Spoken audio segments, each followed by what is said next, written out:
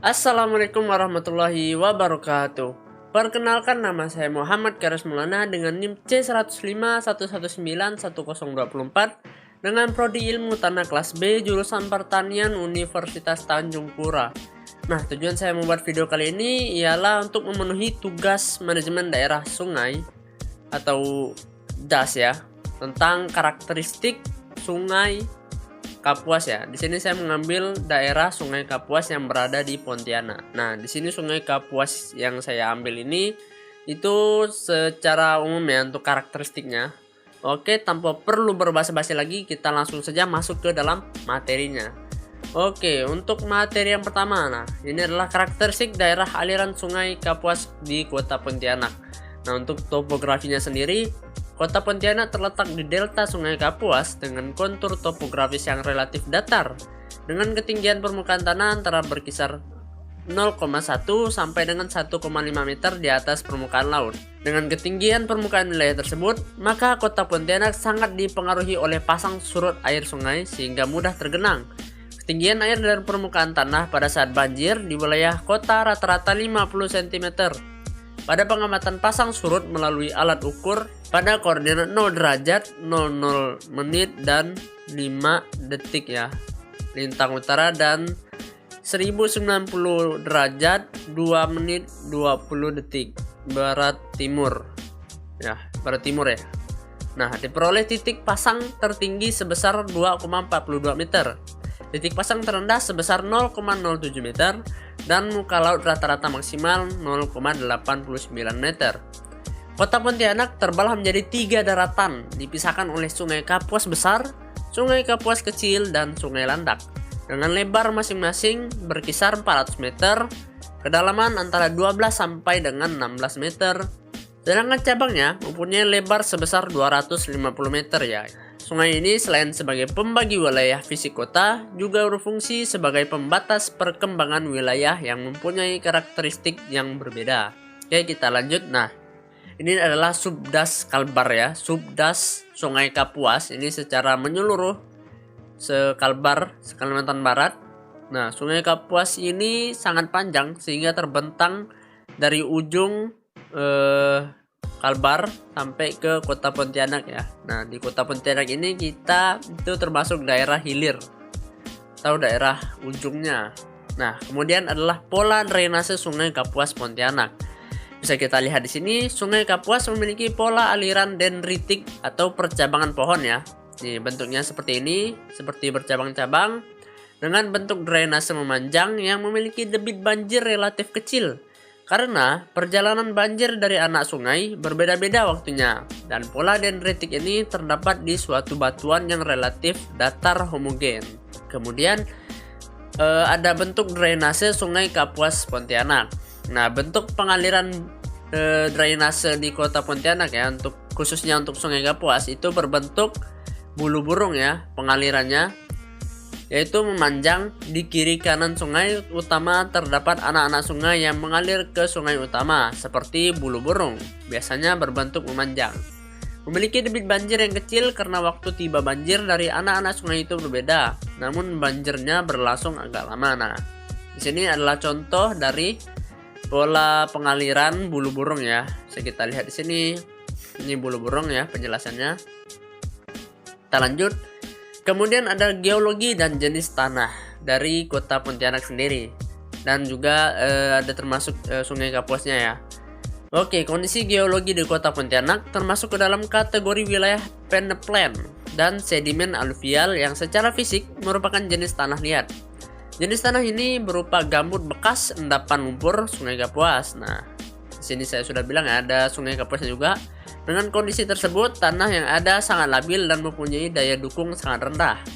Kondisi geologi di Kota Pontianak terdiri dari jenis batuan endapan aluvium dan litoral yang masing-masing memiliki karakteristik sedikit berbeda. Batuan endapan aluvium tersusun dari sedimen, plastik, dan aluvium merupakan hasil dari endapan terestrial aluvium. Sedangkan batuan endapan litoral tersusun dari sedimen, plastik, dan fine, dan merupakan hasil dari endapan litoral dan estuary. Sebagian besar wilayah kota tersusun dari formasi jenis batuan aluvial. Hanya bagian Pontianak Utara yang sebagian wilayahnya tersusun dari formasi tanah litoral. Jenis tanah di kota Pontianak terdiri dari jenis tanah organosul, clay, humus, dan aluvial dengan karakteristik masing-masing berbeda satu dengan yang lainnya. Pada wilayah tanah yang bergambut, ketebalan gambutnya itu dapat mencapai 1 hingga 6 meter ya, 1 hingga 6 meter, sehingga menyebabkan daya dukung tanah yang kurang baik apabila diperuntukkan untuk mendirikan bangunan besar ataupun untuk menjadikannya sebagai lahan pertanian. Nah, hidrologinya, kota Pontianak terbagi menjadi 3 wilayah bagian oleh Sungai Kapuas Besar, Kapuas Kecil, dan Sungai Landak, yaitu bagian utara meliputi Kecamatan Pontianak Utara, bagian timur meliputi Kecamatan Pontianak Timur, dan bagian selatan meliputi Kecamatan Pontianak Selatan dan Kecamatan Pontianak Kota maupun Kecamatan Pontianak Barat. Berdasarkan pembagian wilayah tersebut, sistem jaringan drainase dibentuk oleh 3 sungai besar ya. Yang pertama itu saluran primer, ada saluran sekunder, dan saluran tersier. Pada masing-masing wilayah bagian terbentuk jaringan drainase regional. Mengingat dalam sistem drainase regional, bagian selatan terdapat saluran primer yang cukup banyak. Maka di bagian selatan dibagi menjadi 4 subsistem jaringan drainase, yaitu subsistem Sungai Belitung, ada subsistem Sungai Jawi, kemudian ada subsistem Sungai Tokaya, dan yang terakhir adalah subsistem Sungai Raya. Nah, kemudian keempat subsistem di bagian wilayah selatan ini yang sering mengalami banjir adalah subsistem Parit Tokaya, baik yang disebabkan oleh kondisi pasang surut air Sungai Kapuas maupun karena hujan lokal dan aliran dari hulunya.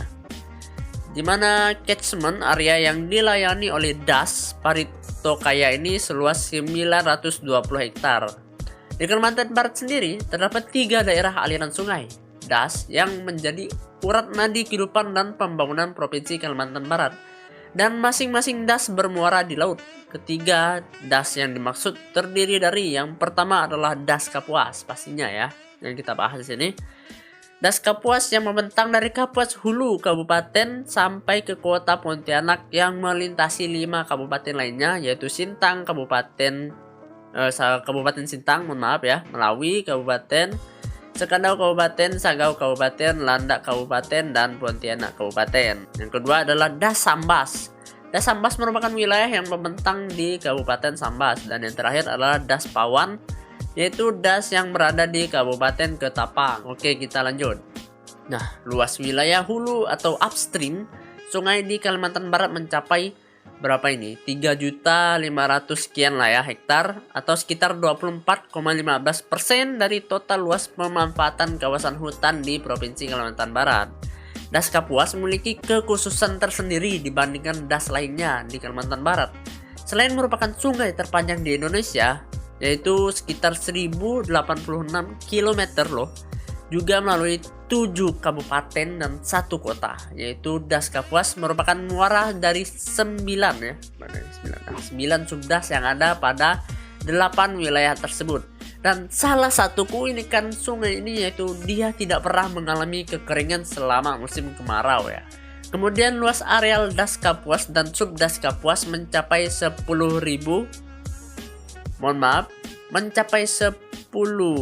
juta ya, 10 juta sekian hektar atau sekitar 69,32%